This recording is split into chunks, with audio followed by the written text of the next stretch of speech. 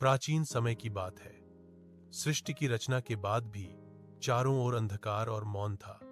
न कोई ज्ञान था, न भाषा, न ही संगीत। तब ब्रह्मा जी ने सोचा कि बिना ज्ञान और बुद्धि के संसार अधूरा है। उन्होंने अपने कमंडल से जल छिड़का।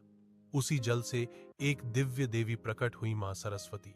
मां सरस्वती के हाथों में वीणा, पुस्तक और माला थी। वे श्वेत वस्त्रों में शांत और तेजस्वी रूप में प्रकट हुई। जैसे ही उन्होंने वीणा के तार छेड़े, संसार में संगीत, वाणी और ज्ञान का संचार होने लगा। मनुष्यों को बोलना, पढ़ना और समझना आया। एक बार एक अहंकारी राजा ने विद्वानों का अपमान किया और कहा कि शक्ति ही सबसे बड़ा ज्ञान है। तब मां सरस्वती ने उसकी बुद्धि हर ली। राजा न तो सही निर्णय ले सका, न ही अपनी प्रजा की समस्याएं समझ पाया। तब उसे समझ आया कि ज्ञान और विनम्रता के बिना शक्ति व्यर्थ है। राजा ने मां से क्षमा मांगी। मां सरस्वती ने प्रसन्न होकर उसकी बुद्धि लौटा दी।